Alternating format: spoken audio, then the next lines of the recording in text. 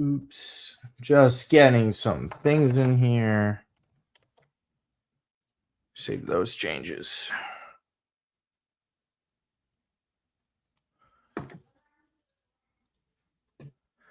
Get a few more people in here. Have to get to that Milan podcast Twitter account. I have messed up in tagging myself. So apologies, ladies and gentlemen, for that. But I am going live. Yeah, so let's get into this as your comments funnel on in here on the profile. Apologies, ladies and gentlemen. Please like up the video, comment, subscribe to the channel if you have not already. As I just sort out one more thing to get retweets from Mr. Santangelo.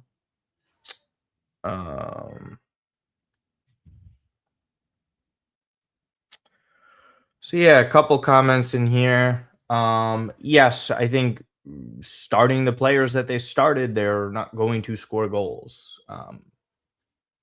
And especially with the rotation in the lineup, it was just never going to be in the cards for Milan.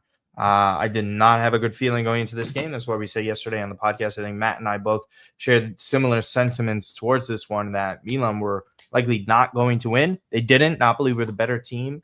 The majority of the game, there were moments in time where Milan had their opportunities to potentially score, but Napoli were essentially in control, especially once they got that first goal. Second half was all them.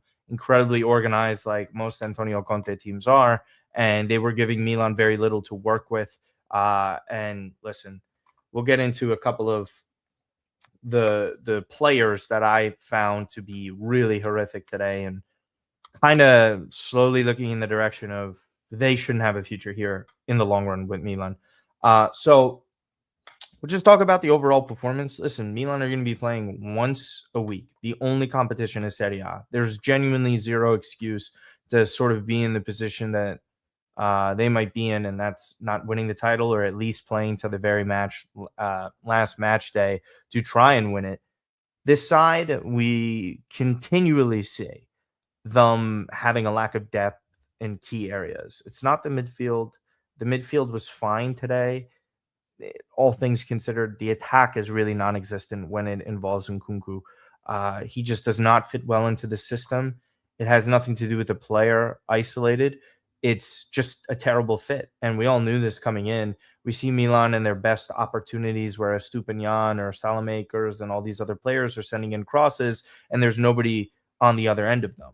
Loftus-Cheek is not a poacher. He is not great heading the ball. He's a good athlete. And Nkunku is really not anyone that would be capable of scoring goals like that, especially over the long period of time. This was just typical, Milan in the sense of not having the proper players and talent in place. This is just a team that has four center backs, truly. Odogu, if you really want to count him, he's just a kid. I think it would be unfair to him. Coney de Winter is way in over his head. He is playing in positions and in a system that does not suit his ability, especially as a central center back. I think it's really harmful for Milan to continue forward with that as an option. I don't even think he's shown even flashes of being good at Milan, which is really concerning, considering that we're a few months in here. He has experience as a center back in Serie A, relatively talented, but this is a huge drop off, and that's even including the versions and inconsistencies of Malik Chow. Malik Chow, in comparison, is light years ahead of what we're seeing from Coney de Winter. This is just really not a situation in where we're looking at someone as a long-term solution. I didn't hate the signing for 20 million. I had said it repeatedly. I'd much preferred an aggressive approach to an Italian center back like a Comuzzo, or even obviously Leone, who went off to Liverpool. These are just not the talents that should be playing at Milan. This is just Milan need guaranteed starters and stars, guys who can prove themselves at this level under Allegri. This is not one of them. We're seeing some more comments come flooding in right now. I mean, we all know that they need a striker. Like, this is like, yeah, I've said it like years ago. And even in June, we all knew it. Like, this isn't just one of those matches, so many of them. Do you think formation change might help? I mean, it really just depends on their health right now. They have two healthy forwards. If that, if you want to talk about Pulisic and Nkunku. Santi just got an operation today. He's going to be out till at least February. It could be longer. And then Leao is obviously dealing with issues, but he doesn't want to go in like that. But also, this loss means Scudetto is the only goal. Yes, 100%. That is something that I had been mentioning. We all know this, but that's even more pressure. How is Nkunku a 40 million euro signing? I don't know. Go ask Furlani. And that's actually what you commented after that. It's depressing, but I don't really know what personnel Milan could play with a back four. I don't think Bartezaghi is a full back, left back, and a back four. I also don't see the same for any right back that we have. We don't even have a right back in the side. Like Efekame, Salamakers, these are not right backs. I don't really see that happening. This is just Milan's, and I was getting really annoyed yesterday on the podcast. And if any of you have seen it, you know what I was referring to is that they are not good enough in many key areas, and they have the foundation and core and results so far to actually win the second star. But the negligence from management, the CEO, ownership, it is just full frontal disaster when it comes to pushing your chips in the center of the table at the right times. And Milan are just doing such a bad part of that. Is Coney de Winter maybe like had some upside as a player, but what AC Milan need, what this team needs in terms of depth, experience, and quality to become a really good player one day does not reside in a player like Coney de Winter. He is not going to end up being that. And I didn't hate the signing. I thought okay as a rotational depth piece, but that was the only center back after Malik Chow. If Milan's idea was to get 40 million for Chow and just to go with de Winter, you can't do that, because then also the corresponding move was Odogu. And that's really not a big deal in terms of like, it's not fair to Odogu to get, you know, the brunt of opportunities where it comes to the situation where he probably has to get thrusted into this, where he has limited experience, even less than Leone, which is crazy to say that was one of their other options. Where what's the developmental thing here? He's playing in Serie D. He's not going to get minutes with the first team. So where's that loan immediately? It just on a systemic chain of reactions, Milan fail. We know this. This is what we say all the time. Yeah, of course. He looks completely lost, Adri. It's brutal. Flat performance, yeah, I agree. Ali Fisher of Sempre Milan was saying the same thing. Just didn't look up to it today. No excuses, but the reality. Hate to say, but I agree. I don't think we have the depth to win it. Yeah, I mean, right now they do not have the depth. Absolutely. The forward department, I would say, and I said this yesterday to Matt, Pulisic, Leao themselves are incredible. Their goal and goal contribution rate this season is phenomenal. It's sensational. They haven't really played together. They haven't been healthy at the same time, which is a cause for concern, right? But on the inverse, you're saying to yourself, if you want to be glass half full, Milan are 1 point out of the top. They're only going to be playing once a week. Leao doesn't have a long-term injury. He should be healthy against Verona. Milan just need to get to January and hope that they could stabilize something in terms of players, in terms of incoming players. Nicholas Füllkrug, we discussed that on the last episode. I'm really not going to get too much into him. I'll just discuss this match today against Napoli.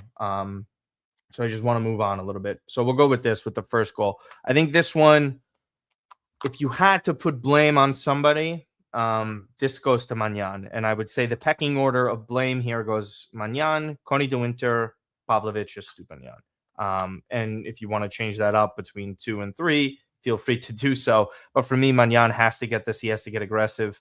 There were 2 instances, one of them on the cross where he dropped the ball because he never had full control of it. And it spilled and Napoli shot it wide. It was a great opportunity for them, but a poor showing from Maignan.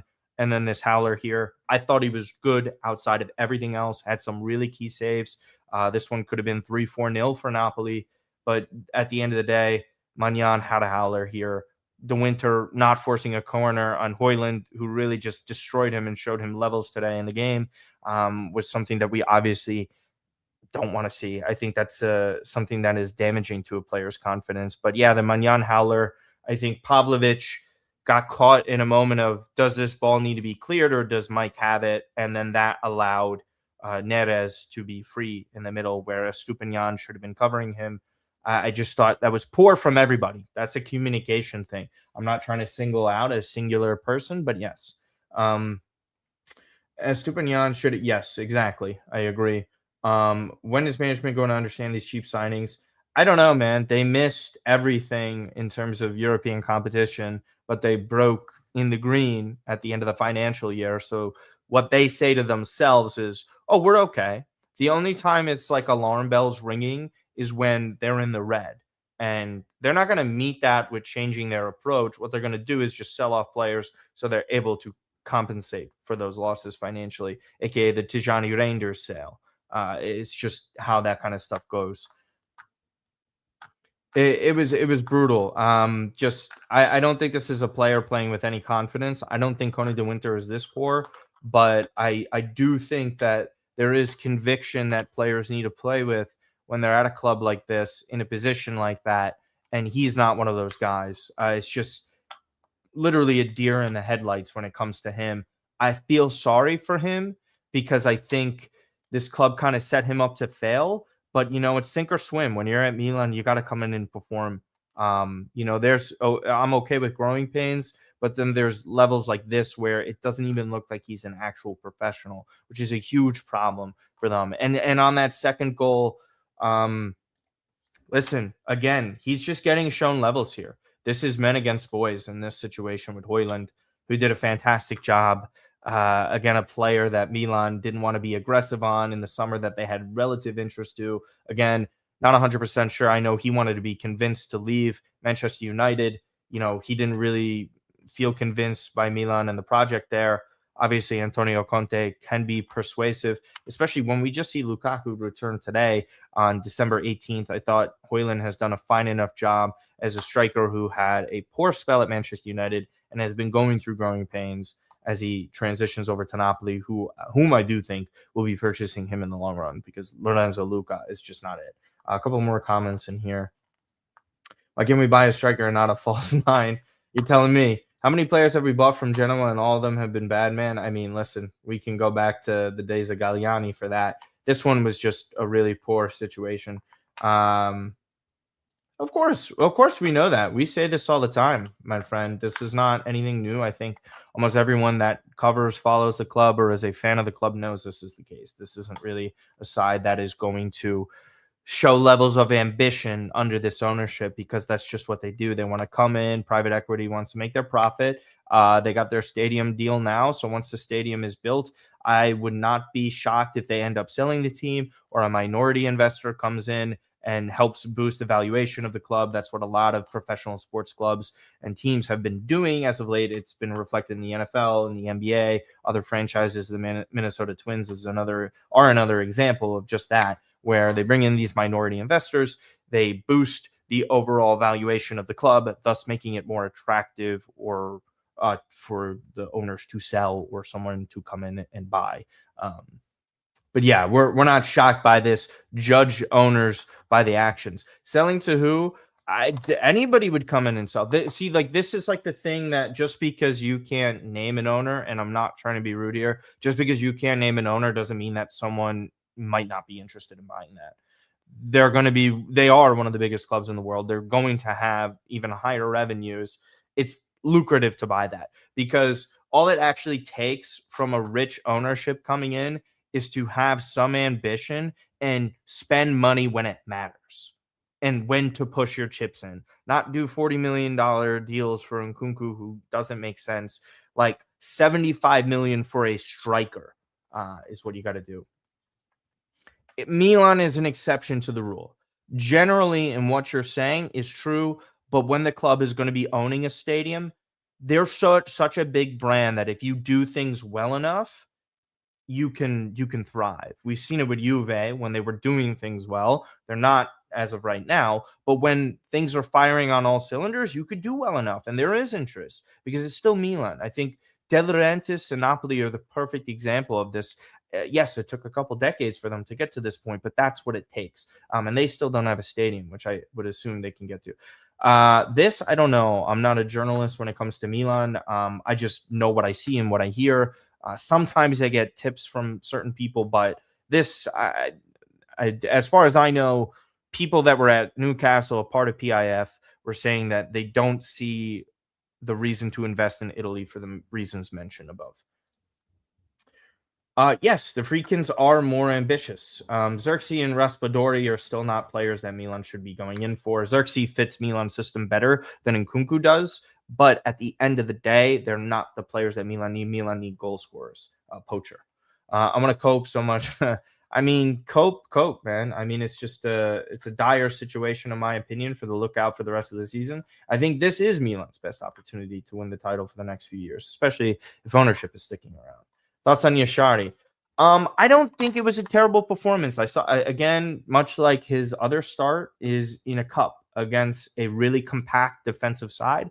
Lazio under Sarri have been a side that have rarely conceded goals. We know how Conte's sides play in these matches. I thought he did a fantastic job managing today, and that is a difficult opponent for Yashari to go up against. I think we see flashes of him sending in really impressive balls over the top of defenders, laying them on the feet of Pavlovic and whoever else is up there. I think he's physical and aggressive. There wasn't anything to me that was super flashy. I think the formation and team and players that were all on the pitch today weren't the best players, and Yashari had to kind of fit in with that. I thought he was fine. I don't think he was poor whatsoever. I think he did a fine job, and Napoli just took advantage of their opportunities, and Conte de Winter was really, really, really shaky on top of Magnan's mistakes. Milan doing a poor job of capitalizing on, I would say some of them were half chances, and Nkunku, when he's drilling the shot over the bar, was poor. Milan's best chances and opportunities were coming from crosses that they had no one on the other end of, and that was really the story. Yes, Furlani could be talking to some of those guys, but that doesn't necessarily mean anything. He could know them from business ventures, and they're also hosting the Supercoppa. So naturally, the CEO is going to also be meeting with the leaders over there. I have following this team for 13 years. The next 16 years don't look good.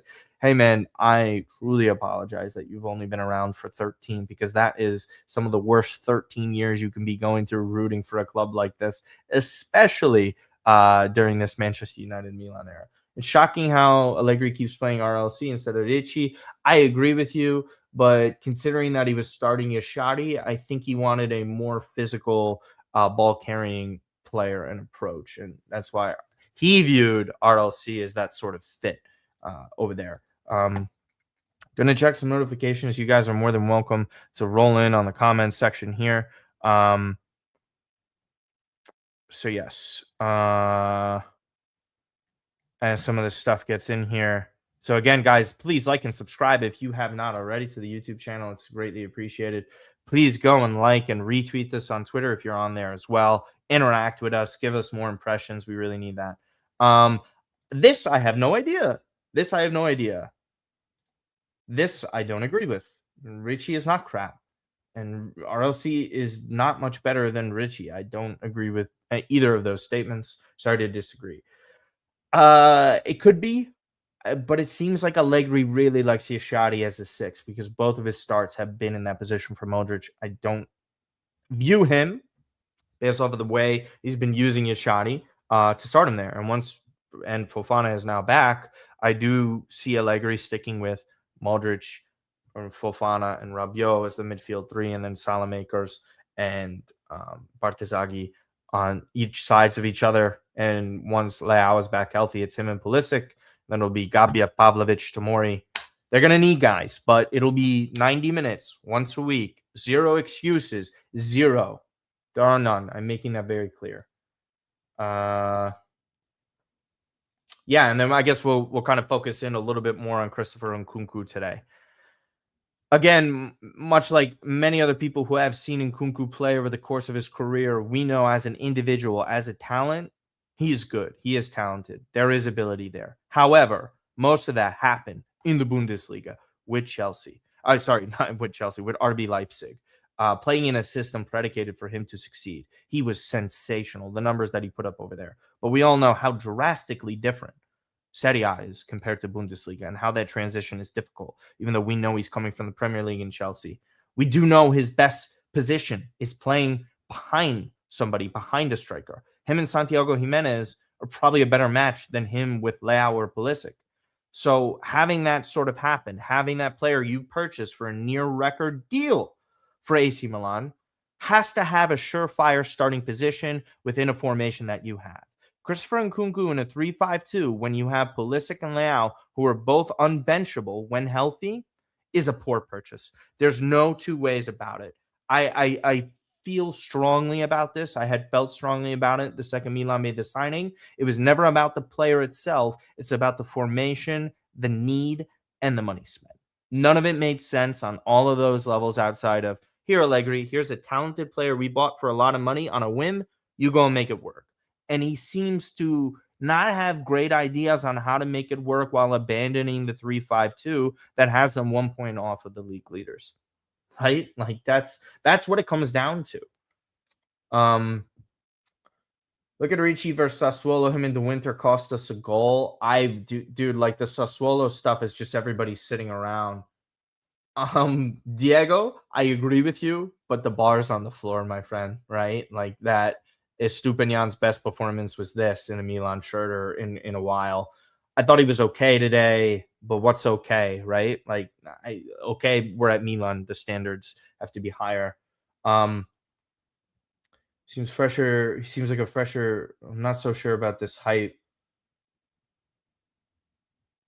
Well, that's like a loaded statement there, Michael. To have the IQ of Modric, you either have it or you don't. That's not something you attain over time. It's just non-existent. I'm sorry. A fresher Benacer is a really good player, which we'll see. I'm not really sure about that. Yeah, Richie is not favored to play in that number 6 Regista spot because I think he sees Yashadi and obviously Luka Modric fitting in that mold better. He's more of an 8. He's not benching Rabiot. And I also think he's a victim of Milan playing once a week this season and Ruben Loftus-Cheek and Fofana being favored and more experienced and probably better fits at the number 8 than he is. Richie is going to have to hopefully and eventually find way into a lineup. And I think they can do that. Anthony, thank you so much for the $5, buddy. We always appreciate you and always giving us interactions and the great conversations everywhere. We need reinforcements in January ASAP. Seems like Fulkrug is like full frontal push by Milan to get him in. Is it safe to say that the summer transfer window has been a complete disaster? We still need some more players in here, but like, Modric, Rabiot have been sensational. Yashadi, we kind of have to see. Atakame not working out. Estupinian not working out. Odogu certainly not going to work out as of today or this season. And then obviously Coney de Winter has been a disaster. Christopher Nkunku has been a disaster. So I think it's been a mixed bag over Milan summer where they've spent the majority of their money. It has backfired. But where they've spend a little bit cheaper outside of the winter, it's actually worked out well for them. So I think it's been a mixed bag. We do need a striker, guys. I think it's like beating a dead horse at this point. Santi does things off ball that like are fine and well, and the build up is not the worst. It's just him making dangerous runs, taking away attention from other players. That's sorely missed because Nkunku's not that sort of player. Ruben Loftus-Cheek is not that sort of player. Rafael Leao is not playing on the pitch. It makes a difference. We are barely getting one in. Fulkrug, forget about 2. Anyone is injured. Tell us how you really feel. No 2 strikers are coming, Hassan. I'm sorry. We'll see what happens with Thiago Silva. Matt and I have mentioned we want somebody of that ilk and experience. I don't know if it'll happen. There's been mixed bags of reports, and I think Matteo Moretto was one of them. So yeah. I think that Milan have their work cut out for them, and Tade and Allegri and everybody have to do their best in terms of making the proper decisions for that. So we'll give it a couple more minutes here. Expect an EPL flop for 20 million in a random play. I don't think that they're going to be spending that money. To be honest with you, if they get a loan, an option to buy with Fulkrug, and then just sign one of these older center backs, that's not really money spent. I'm not sure if we'll see either, but I do agree of that ilk. That's someone that they need. I don't think we're lucky to be second. I think we're unlucky to not be first. I think Milan have played well enough where they have done a really poor job of holding on to some leads, which is also not unlucky. That's their fault. But I don't think that they're undeserving of near top of the table. Inter, Napoli have had really poor performances. I mean, Roma, they don't score enough goals. I think Milan are deservedly where they are on the table. I don't think I think saying anything otherwise is kind of harsh. Um, I don't think it's going to be um, a striker that knows Serie A. Especially when it's full Krug, guys. I think if they push in with full Krug and all these reliable reporters and people saying so, that it seems like it's going to be full Krug, what can you say and do at that moment? I don't think you can. So I think right now for Milan, they're likely looking at Nicholas Fulkrug, and the rumored names at center back have been floated all over the place. There are your Thiago Silvas and Sergio Ramoses of the world, and then you have your other options that are kind of within that Rolodex of Redbird, Moncada scouting algorithm system that people are so viciously against. And yeah, it's one or the other with Milan. It's an ancient signing or somebody that's unproven and has some upside. There is no in between with this ownership and management, and this is right here. But yes, again, you guys got to follow us everywhere. Please subscribe and follow us at That Milan Podcast. Give us 5 stars on YouTube, on Apple or Spotify, wherever you listen in to your podcast. Go and follow Milan Weekly Podcast, guys, and check them in over there. I do enjoy doing these streams post match. I'm sorry for the shit thumbnails, but we do appreciate Stinker all the time for that. We're going to have one more stream for the end of the year. Sorry, probably one more episode, and then obviously the live after Verona, and that will put a wrap and a bow on 2025. We really are pushing hard to get to 7,000 subscribers on the channel. We hope that you guys enjoy all of this because we are working hard. Almost every single time. Matt couldn't make it today, but I'm just trying to give you guys enough content and a place to vent after what we were seeing. I will never, and I will make this clear, and I'm not I'm not upset at your comment, Michael, but I will say this looking into the camera.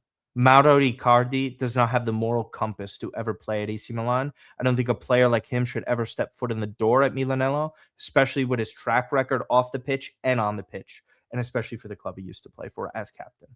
I don't think Mauro Icardi should ever step foot at Milanello. Flat out. I can't think of a player that I would dislike more than him.